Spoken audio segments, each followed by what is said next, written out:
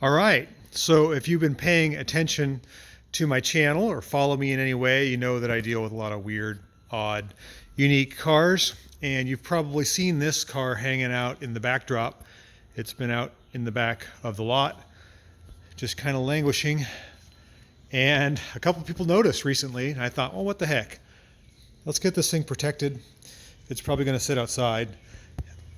And I'll give you a little backstory. So this car I picked up last summer. It is a Berkeley, a 1957 Berkeley SE328, which I believe is the 328 is the cc's of the engine. Came with a two-stroke, two-cylinder. It's pretty rough. I should say it's very rough, but it's fiberglass, so hopefully not rusty. The way this car is constructed, I don't know if you can see down here, this is all aluminum.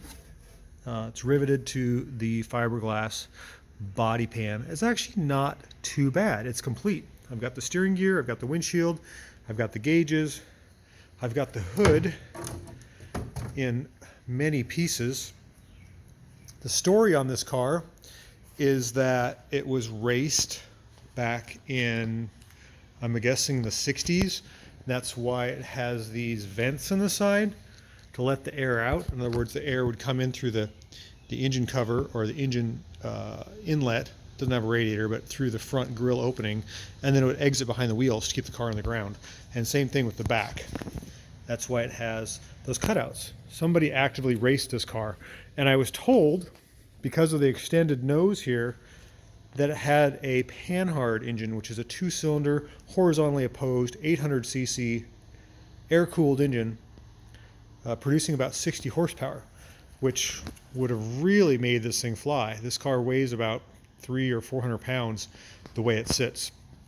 It's pretty rusty.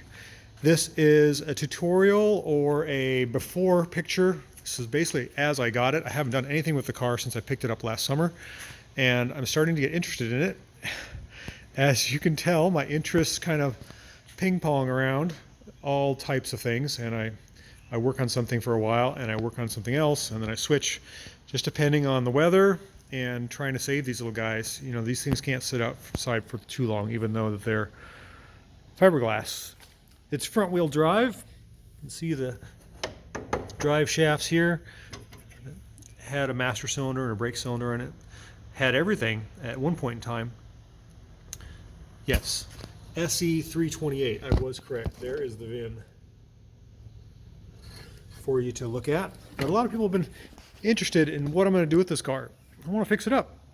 And it's kind of hard to foresee that this car will actually look as good as this car. But 10 years from now, that's about how much work it's taken to get this little Honda into the shape it's in. So I'm hoping the Berkeley will have the same fate. Last night I stayed late and I buffed the hood. You can tell it's really flat and shiny. It no longer has any more orange peel. The rest of the car actually sprayed out well. I didn't have to do much, but the horizontal surfaces, the hood and the trunk lid, which I painted separately, had some just dust in it, and I buffed it out. And you can see I didn't do this license plate thing. If you look just right, you can see there's a couple little pieces of dust still in that. I'll do that later. It's kind of a detail thing. But this is looking really good, and I'm hoping, like I say, that how this car came out, the Berkeley will too. So this is kind of an inventory start of the project, kind of a look-see of what we got. And let's go through it in a little more detail. See if I can open the doors. It does have door latches. And it has the hinges. This door is actually in pretty good shape. It's pretty solid. The other one, I think, it's got an issue with the hinges. One of the hinges is broken, or the fiberglass. Oh yeah. You can see the hinge is actually pushed through the fiberglass. So if I unlatch this door,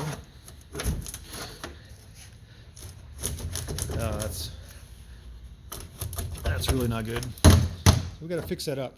There's a crack in this back cover here. I got to fix that, and I got to figure out what to do with the hood.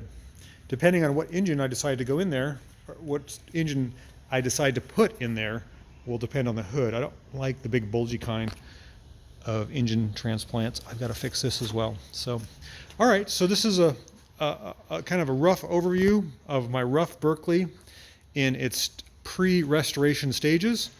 You guys might enjoy and see this thing hanging out for a while. I have a feeling it's going to be a while because, like I say, I get focused on something and then sometimes have to wait for a part or wait for something and then move on to the next. But you'll see this car soon in a more restored state, so stay tuned. Thanks for watching.